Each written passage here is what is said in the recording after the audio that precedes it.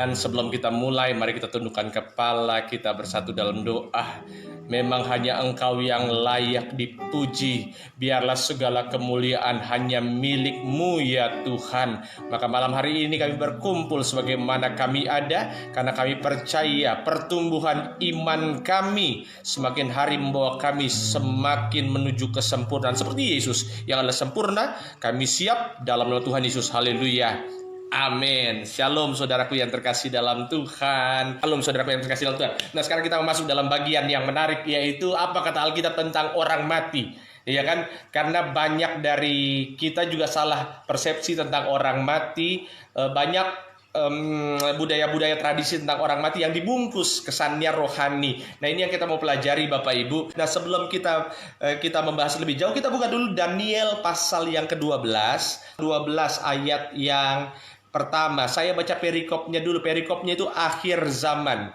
Pada waktu itu juga akan muncul Mikael, pemimpin besar itu, yang akan mendampingi anak-anak bangsamu. Jadi nanti di akhir zaman Mikael akan muncul. Dan akan ada suatu waktu kesesakan yang besar, seperti yang belum pernah terjadi sejak ada bangsa-bangsa sampai pada waktu itu. Jadi nanti di akhir zaman Mikael muncul, akan ada kesesakan besar. Tetapi, ini dia. Maka saya bilang akhir zaman itu bukan untuk memunculkan ketakutan. Saya bilang kalau ada orang-orang yang bercerita tentang akhir zaman, setelah mendengarnya saudara jadi tambah takut, saya bilang bukan itu tujuan utama berita akhir zaman. Tapi tujuan berita akhir zaman adalah sukacita. Makanya Daniel 12 ayat 1 kalimatnya begini. Tetapi pada waktu itu, bangsamu akan terluput, yakni barang siapa yang didapati namanya tertulis dalam kitab itu. Doa saya, nama kita semua, nama saya bersama keluarga, nama saudara bersama keluarga tercatat dalam kitab itu. Amin. Ayat 2 Daniel 12. Dan banyak dari antara orang-orang yang telah tidur. Nah, ini dia. Yang telah tidur di dalam debu tanah akan bangun, sebagian untuk mendapat hidup yang kekal, sebagian untuk mengalami kehinaan dan kengerian yang kekal. Jadi dari Daniel 12 ayat yang pertama dan yang kedua ini ada beberapa kesimpulan yang kita bisa pelajari. Yang pertama, nanti di akhir zaman ada masa kesesakan. Tapi nggak usah terlalu dipikirkan saudara. Ya, kenapa? Karena yang kedua, ada nama-nama orang yang tercatat dan itu terluput dari masa kesesakan besar, termasuk Anda dan saya bersama keluarga. Amin. Dan yang ketiga, ini dia yang kita mau pelajari. Ya, di Daniel pasal 12 ayatnya yang kesimpulannya adalah nanti ada orang yang mati, dan orang mati itu saudara dikatakan apa? Ada yang dapat hidup kekal. Nanti orang mati itu akan bangkit. Beberapa dapat hidup kekal, beberapa akan mengalami kehinaan dan kengerian yang besar. Tapi saudara, jadi nanti begitu orang mati, nanti dia diam dulu, berhenti dulu, ya. Nanti di akhir zaman orang-orang mati ini akan bangkit. Yang satu akan kehidupan yang kekal, bahasa gampangnya ke sorga, sisanya ke neraka. Pertanyaannya, sebelum ke akhir zaman, orang matinya kemana? Nah, ini yang kita mau jawab saudara. Jadi orang mati yang sekarang ini nggak langsung menuju ke sorga, nggak langsung menuju ke neraka. Karena memang Daniel 12 ayat 1-2, nanti mereka akan dibangkitkan lagi. Nah, pertanyaannya kemana? Nah, saudara, kita harus lihat dulu bahwa dalam perjanjian baru itu, kalau di perjanjian lama kan tulisannya orang mati, orang mati, orang mati begitu kan. Kalau di perjanjian baru enggak. Mereka udah nggak menggunakan kata orang mati, tapi orang meninggal. Nah, saudara, kalau kita baca dalam perjanjian baru, yang kata meninggal itu menggunakan kata Yunani ekoimete. Ya, coba saudara siapkan dulu tenggorokan, ikuti kata-kata saya, ekoimete. Ekoimete. Ya, itu namanya orang mati. Nah, meninggal. Meninggal itu saya ambil contoh di Kisah Rasul 7. Ini kisah yang terkenal, Kisah Rasul 7 ayat yang ke-60. Ini kisah tentang Stefanus. Saudara ingat ya Stefanus ya, yang karena kesaksiannya dia percaya Yesus dilempar batu. Kisah Rasul 7 ayat 60. Sambil, catat ya saudara, Kisah Rasul 7 ayat 60. Sambil berlutut, Stefanus berseru dengan suara nyaring, Tuhan janganlah tanggungkan dosa ini kepada mereka. Dan dengan perkataan itu meninggallah Stefanus. Sorry saudara, saya minggir dulu. Meninggal itu menggunakan kata Yunani ekoimete. Nah, ekoimete itu kalau diterjemahkan ke bahasa Indonesia itu bukan meninggal, tapi tidur. Ya, makanya kita sering dengar kalau orang meninggal dalam Tuhan itu sebetulnya mereka lagi tidur. Nah, pertanyaannya kemana? Saudara lihat. Saudara mungkin sudah lihat di Instastory, di Facebook Story, saudara sudah lihat gambar yang saya tampilkan bahan ajarnya, lihat. Jadi ketika orang itu meninggal, saudara, ya, orang meninggal, ketika dia meninggal dalam Yesus, maka dia pergi ke sebuah tempat perhentian sementara. Lihat, tempat perhentian sementara. Orang yang tidak percaya Yesus pun ketika mati dia akan diam di tempat perhentian sementara. Cuma tempatnya beda. Ya. Kalau orang yang percaya Yesus, mereka akan tinggal di sebuah tempat yang namanya adalah Firdaus. Ya, kalau dalam Lukas pasal 16 disebut dengan pangkuan Abraham. Ya, lihat. Jadi kalau misalnya kita meninggal, saat ini kita meninggal, kita akan nggak langsung ke sorga, saudara. Kita akan tinggal di Firdaus atau di pangkuan Abraham. Cuma memang kadang-kadang pangkuan Abraham atau Firdaus ini seringkali disebut para teolog sebagai sorga sementara. Nah, sorga sementara. Nah, orang yang tidak percaya Yesus, mereka akan juga ke ruang tunggu. Biasanya disebut dengan neraka kecil. Kalau bahasa Yunaninya Hades. Saudara ingat nggak ada dewa Yunani namanya Hades? Nah, itu diterjemahkan dunia orang mati. Kalau bahasa Ibraninya Sheol. Sheol. Jangan salah sebut. Bukan Seoul. Kalau Seoul itu ibu kota Korea Selatan. Ini Sheol. Nah, saudara sebagai pembanding, saudara nanti catat aja. Boleh saudara baca di Lukas pasal 16 ayat 19. Lazarus ketika dia meninggal. Saudara ingat cerita tentang Tuhan Yesus? Lazarus meninggal, lalu di sebuah tempat dia ketemu sama ada orang kaya. Bedanya Lazarus itu dan orang kaya itu tempatnya terpisah. Lazarus itu di pangkuan Abraham, itu katanya di Lukas pasal 16. Sedangkan ya orang kaya yang jahat itu di tempat yang disiksa. Jadi memang di neraka kecil itu pun udah disiksa, saudara. Memang sudah disiksa. Ya. Nah, ini dia. Ibu Katie sudah mulai nanya ini. Sementara sebelum neraka ada namanya Gehenna. Nah, Gehenna beda lagi. Lihat. Jadi saudara, saya jelasin dulu yang orang percaya ya. Orang percaya meninggal, dia akan pergi ke sebuah tempat. Namanya itu adalah, apa tadi?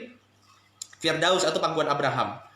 Firdaus atau pangkuan Abraham. Dia ngapain? Nunggu sampai apa? Nunggu sampai akhir zaman. Karena di Daniel 12, tadi dikatakan apa? Daniel 12, nanti begitu di akhir zaman, orang ini akan dibangkitkan. Nanti saudara buka juga ya. Saya ada banyak ayat, tapi nggak mungkin saya buka satu persatu. 1 Tesalonika 4 ayat 16-17. 1 Tesalonika 4 ayat 16 dan 17 dikatakan begini. Sebab pada waktu tanda diberi, yaitu pada waktu penghulu malaikat berseru dan sangkakala Allah berbunyi, maka Tuhan sendiri akan apa? Akan turun dari sorga, dan mereka yang mati dalam Kristus akan lebih dahulu bangkit. Jadi yang udah mati itu, saudara, kita yang percaya Yesus di pangkuan Abraham, nanti kita akan bangkit lagi turun untuk kerajaan 1000 tahun. Oke. Nah, sekarang orang mati kemana? Orang yang tidak percaya. Mereka orang tidak percaya mati ke sebuah neraka kecil yang biasa disebut dengan dunia orang mati. Dunia orang mati itu kalau bahasa Yunani-nya tadi Hades, bahasa Ibrani Sheol. Mereka nunggu sampai kapan? Nunggu nanti sampai pengadilan terakhir, mereka akan langsung masuk ke neraka yang kekal, disebut dengan bahasa Ibraninya Gehenna. Saudara, yang nggak usah dihafal-hafal banget lah dunia orang mati, Gehenna, karena kita percaya nama kita tercatat sebagai warga kerajaan sorga. Amin. Iya. Tapi saudara harus tahu dulu itu. Nah, jadi kalau dalam Lukas pasal 16 ayat yang ke-19, saudara bisa menyimpulkan bahwa nanti di tempat perhentian itu, saudara, kita itu saling kenal. Maka antara tempat orang percaya sama tempat orang yang tidak percaya itu memang bisa ngelihat. Tapi yang kedua, kalau sudah masuk ke Hades, dunia orang mati, dia nggak bisa pindah ke pangkuan Abraham. Yang di pangkuan Abraham pun nggak bisa pindah ke dunia orang mati. Gitu ya. Yang berikutnya, di dunia orang mati yang tidak percaya Yesus sudah ada penyiksaan. Ya. Tapi bagi kita yang percaya ada penghiburan. Amin. Nah, itu dulu. Nah, sekarang saudara boleh catat lagi. Ini ayat-ayatnya supaya kita bisa langsung masuk ke tanya jawab gitu ya. Yang paling enak kalau saudara baca tentang dunia orang mati itu di Ayub pasal 14. Ya, di Ayub pasal 14 itu penjelasannya cukup detail. Orang mati itu kemana? Ayub 14, saya baca saja saudara. Itu mulai dari ayat yang pertama itu dijelaskan. Setelah mati tidak ada harapan lagi. Itu perikopnya. Jadi kalau mau bertobat, bertobat sekarang. Saya percaya saudara semua udah bertobat, amin. Coba beritakan gitu orang-orang sekitar, bilang ke mereka begini, kalau mau bertobat, bertobat sekarang. Nah, iya. Yaitu Ayub pasal 14 ayat 1 sampai 22 saudara bisa baca, tapi saya simpulkan begini. Orang mati itu sudah nggak bisa bertobat lagi. Udah nggak bisa. Yang kedua, orang mati itu, kalau saudara baca gitu ya di Ayub pasal 14, orang mati itu sudah sudah beristirahat. Maksudnya apa? Orang mati itu nggak usah didoain lagi, udah nggak ada harapan. Ya, jadi saudara nggak usah doain Tuhan berkati opa saya supaya opa saya diselamatkan, udah nggak ada harapan. Dia punya harapan selama dia hidup, gitu ya. Yang ketiga, orang yang sudah mati, ya sudah mati maksudnya gitu ya, itu dia nggak sadar, dia nggak tahu keluarga yang ditinggalkan. Jadi kalau keluarga yang ditinggalkan sedih, dia nggak tahu. Keluarga yang ditinggalkan senang, dia nggak tahu. Nah, kadang-kadang kita itu seringkali menggunakan kata-kata yang kedengarannya membangun orang, tapi konsepnya salah. Misalnya begini, ada anak, begitu anak ini habis dapat raport bagus, lalu datanglah orang dan dibilang begini. Orang tuanya mungkin sudah meninggal. Lalu ada orang bilang begini, raport kamu bagus. Ketika raport kamu bagus, saya yakin papa dan mama kamu di sorga pasti tersenyum. Saudara, itu nggak bisa. Karena ketika orang sudah di sorga, dia sudah terputus hubungannya dengan orang yang keluarga yang ada di bumi. Jadi udah nggak ada hubungan lagi. Bahkan dia nggak tahu apa yang terjadi sama keluarga yang di bumi. Gitu ya. Ya, makanya saudara, sebagai pembanding juga saudara boleh buka Pengkhotbah 9. Yang dekat dulu, Ayub 7 deh, Ayub 7. Ayub 7 ayat 9 dan ayat 10. Sebagaimana awan lenyap dan melayang hilang, demikian juga orang yang turun ke dalam dunia orang mati. Nah, ini kalau bahasa Ibrani tadi, dunia orang mati menggunakan kata Sheol. Ke dalam dunia orang mati tidak akan muncul kembali, ia tidak kembali lagi ke rumahnya, ia tidak dikenal lagi oleh tempat tinggalnya. Ya, Pengkhotbah 9 ayat 5 dan 6. Pengkhotbah 9 ayat 5 dan 6. Sorry saudara. Ya, memang saya harus agak minggir-minggir karena saya lagi sedikit pilek saudara. Pengkhotbah pasalnya yang ke-9.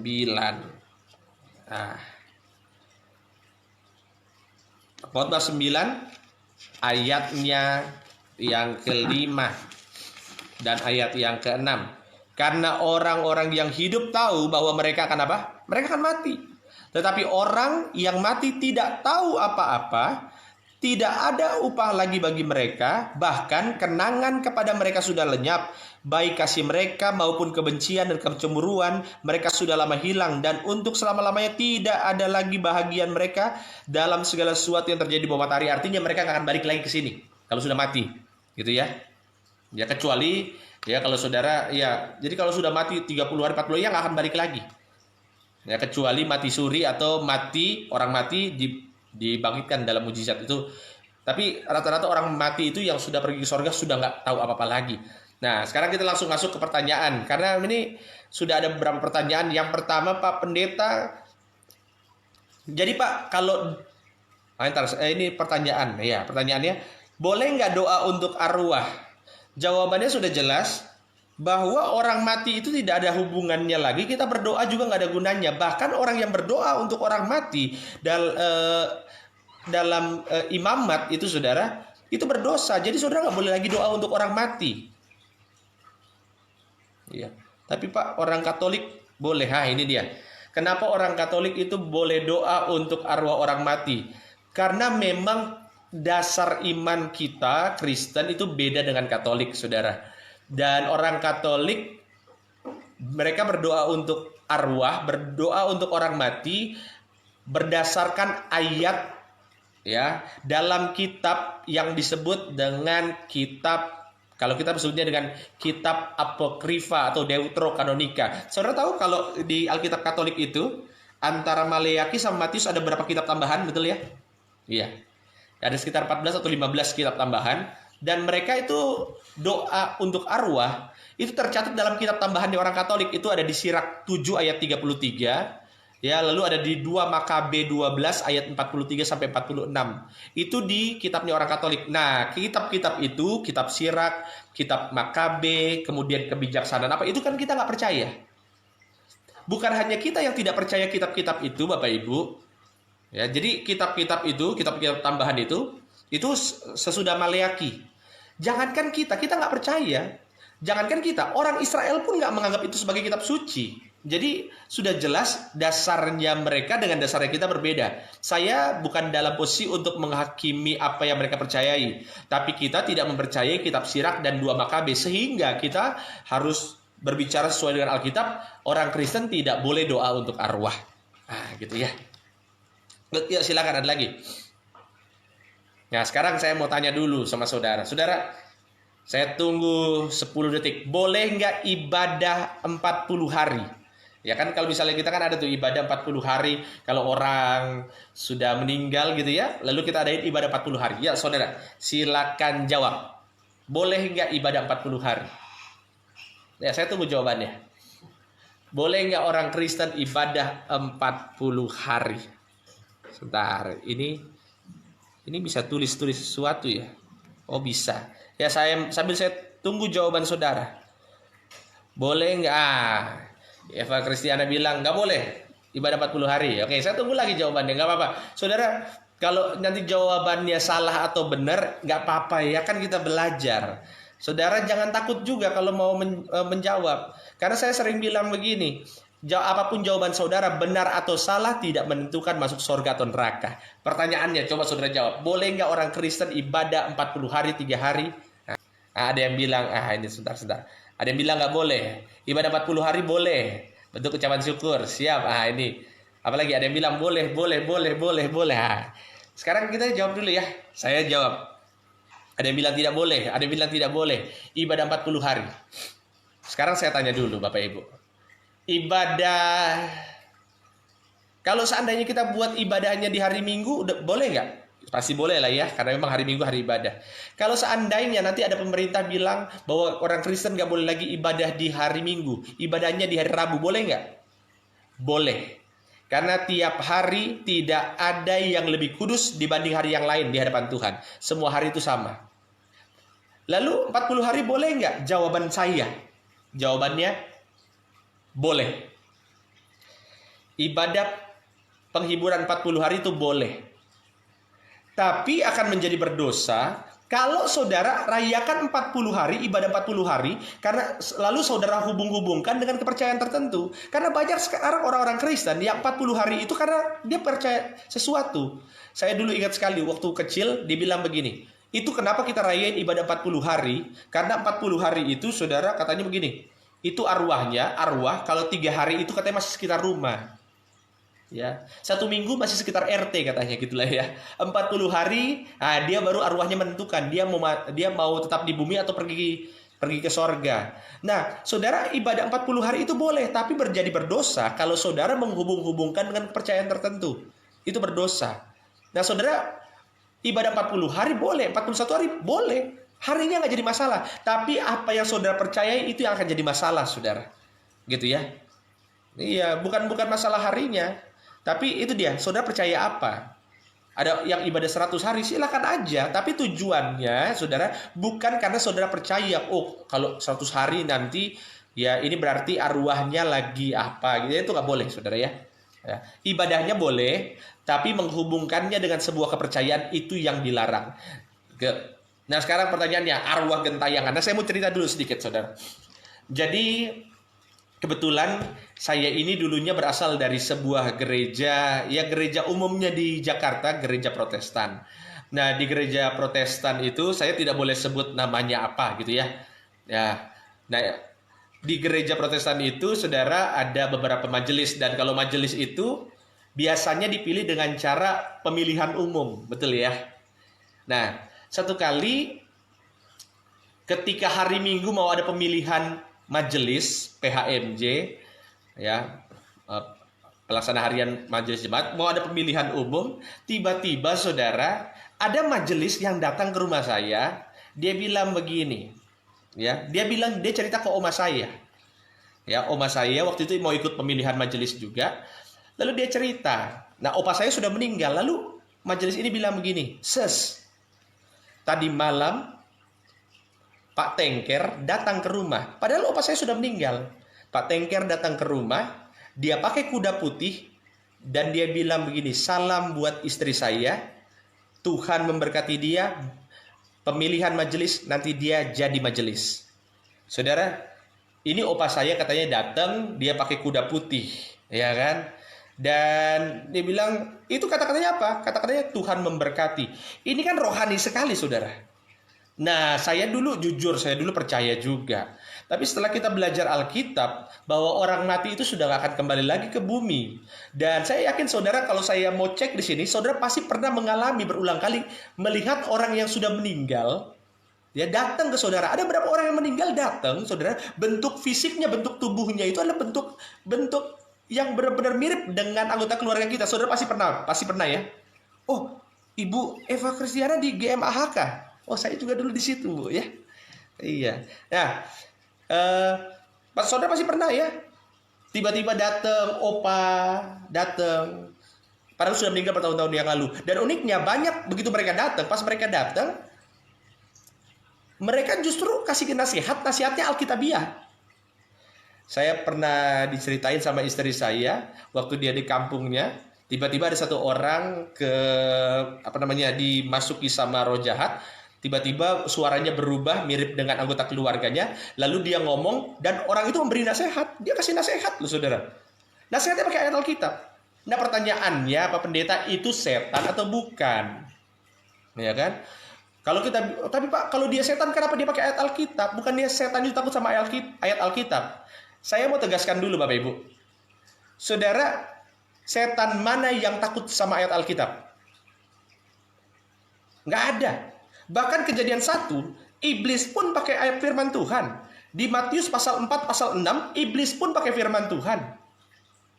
Ada yang bilang, tapi Pak, setan itu kan takut sama salib, sama bawang putih. Saudara, itu bukan kata Alkitab, itu kata film.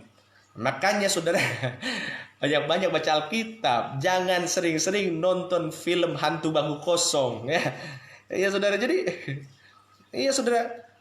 itu bukan. Lain Pak, pertanyaannya kenapa mereka kok bisa setan tapi kok pakai ayat-ayat firman Tuhan? Karena saudara baca ayatnya ya, saya bacakan 2 Korintus pasal 11.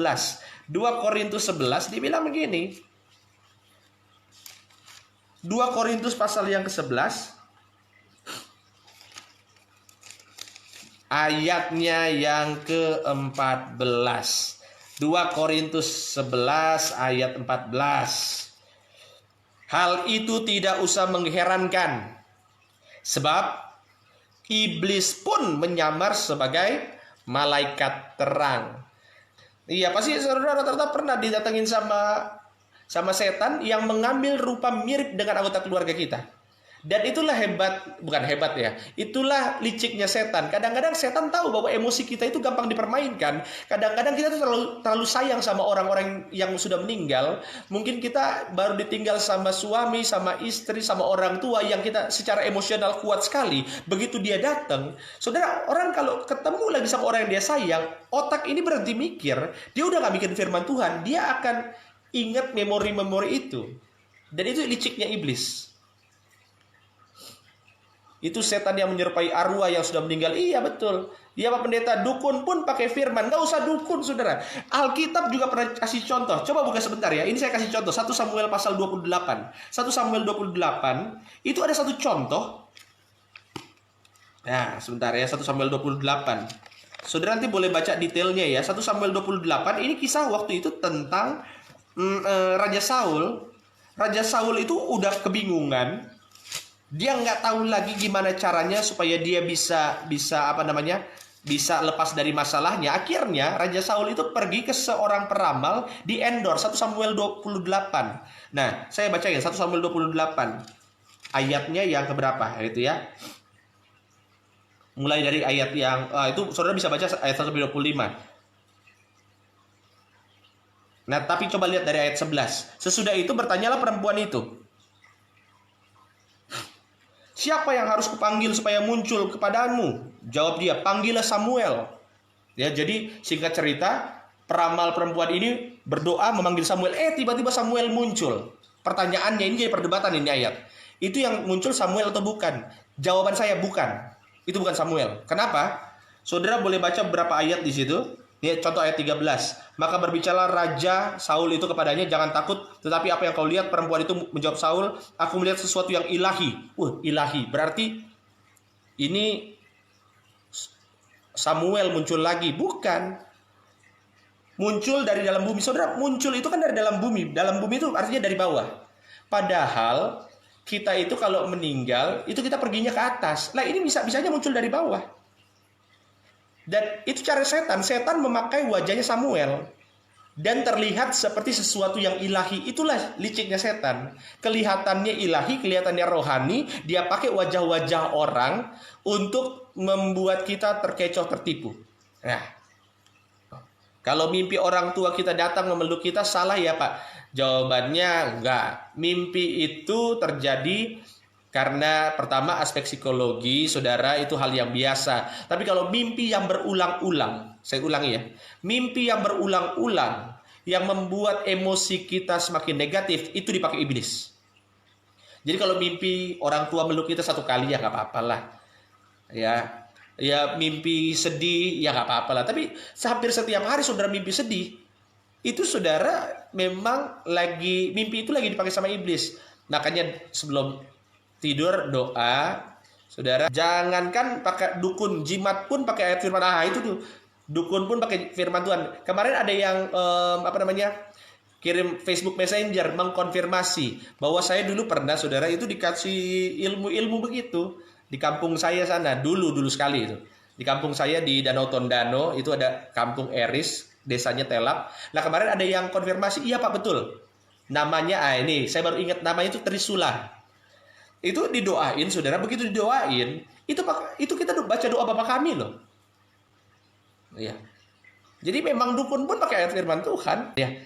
Pak, kalau punya talenta indigo, bisa lihat-lihat setan itu bagaimana, saudara? Saya pernah cerita dalam khotbah saya. Ada opa-opa datang dan bilang, Pak Pendeta doain saya. Saya tanya, kenapa opa? Saya diikutin sama setan. Saya doain pakai minyak urapan, saudara. Dan saya doain dalam Tuhan Yesus, setan pergi. Nah, setelah saya doakan, saya tanya, opa tahu dari mana diikutin sama setan? Dari cucu saya.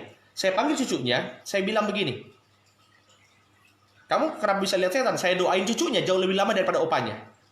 Kenapa? Karena sebetulnya yang bermasalah bukan opanya, tapi cucunya. Kenapa? Gini loh, saudara. Kalau mata kita lebih sering lihat setan daripada lihat Tuhan, daripada lihat malaikat sorga, pertanyaannya kan kita ini bergaulnya sama siapa? Itu sederhana itu loh. Saudara pernah lihat setan? Pernah nggak lihat malaikat sorga? Itu sederhana itu kok. Saya kalau datang ke sebuah perkumpulan, kalau misalnya ada satu orang yang saya kenal, mata saya akan langsung lihat dia. Kenapa? Kenal. Kenapa bisa kenal? Bergaul. Nah kalau mata kita sering lihat setan daripada lihat malaikat sorga, kita ini bergaulnya sama siapa? Gitu ya. Tapi saudara, ada beberapa yang memang orang-orang Tuhan beri karunia untuk melihat hal-hal itu. Biasanya dipakai untuk pelayanan. Tandanya apa orang indigo tapi itu karunia? Tandanya yang pertama tidak akan timbul ketakutan. Yang kedua, saudara, ini kalau orang bisa lihat setan tapi dipakai untuk karunia melayani. Yang pertama, tidak akan muncul ketakutan. Yang kedua, lihat nih.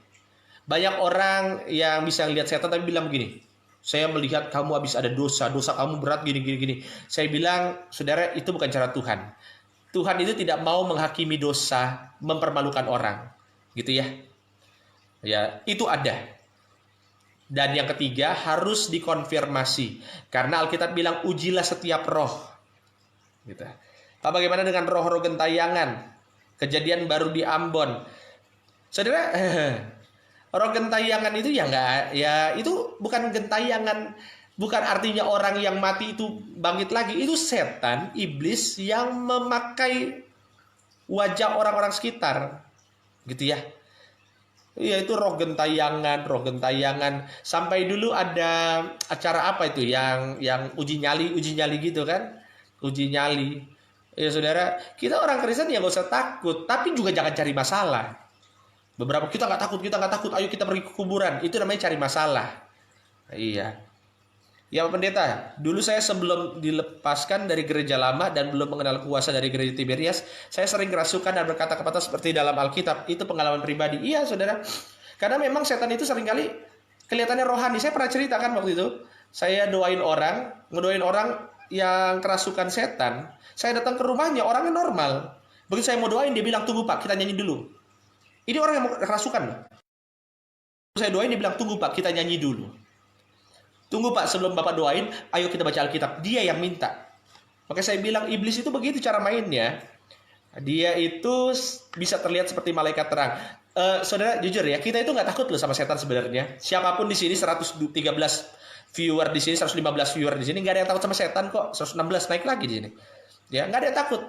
Saya sering bercanda. Nggak ada kita yang takut sama setan. Kita nggak takut sama setan, kita cuma takut kagetnya. Betul nggak? Itu kalau setan datangnya baik-baik gitu kan, ketok pintu dan bilang shalom, haleluya, kita nggak takut. Cuma ini kan kadang-kadang dia muncul tiba-tiba di jendela, dia muncul. Iya saudara, sama-sama bilang, saya tolak roh ketakutan. Mimpi bisa dipakai iblis? Bisa sekali dipakai iblis. Pak Pendeta mau nanya, Palangkaraya setiap Paskah ada tradisi gereja beribadah di kuburan, boleh atau enggak? Jawabannya, boleh enggak ibadah di kuburan? Saya tanya balik, ngapain di kuburan kalau ada gereja? Kita ini kadang-kadang saudara, kan anehnya kita begitu. Udah dikasih gereja untuk ibadah, kita ibadah di kuburan. Iya, nanti begitu gereja dilarang ibadah, kita protes. Ya pakai aja gereja saudara. Ya nggak usah lagi lah ibadah-ibadah di kuburan. Kecuali kalau saudara ibadah pemakaman. Ya, kalau mimpi pengangkatan gimana? Ya bagus. Ya itu dari Tuhan, itu mimpi pengangkatan. Itu mimpi pengangkatan artinya bahwa saudara harus tetap jaga hidup kudus dan harus beritakan juga ke orang lain supaya sama-sama mengalami pengangkatan. Ya perlu pelepasan. Iya saudara, perlu pelepasan. Saudara yang sering-sering lihat setan, saudara datangi gereja-gereja terdekat sekitar saudara. Nanti begitu keadaan sudah pulih, saudara doa, lalu biar dilepaskan gitu ya. Saudara boleh ikuti setiap doa saya. Sama-sama katakan, aku percaya kepada Allah Bapa, Khalik langit dan bumi, dan kepada Yesus Kristus anaknya yang tunggal Tuhan kita. Aku percaya kepada Roh Kudus, pengampunan dosa, kebangkitan daging, dan hidup yang kekal. Terima kasih Tuhan Yesus, meteraikan setiap firman, sehingga kami boleh bertumbuh dalam kebenaran-Mu. Haleluya, amin. Sampai ketemu lagi hari ya, kalau nggak besok, hari Sabtu jam 8. Salam buat keluarga sekitar, tetap bertumbuh dalam firman Tuhan. Saudara jangan malu-malu kalau mau bertanya tentang Alkitab kapanpun. Walaupun saya mungkin agak lama jawabnya, tapi saya komitmen untuk menjawab setiap pertanyaan saudara. Dan Ibu Angel tadi juga boleh minta jawabannya nanti pas lagi private message ya. Ya, Tuhan Yesus memberkati.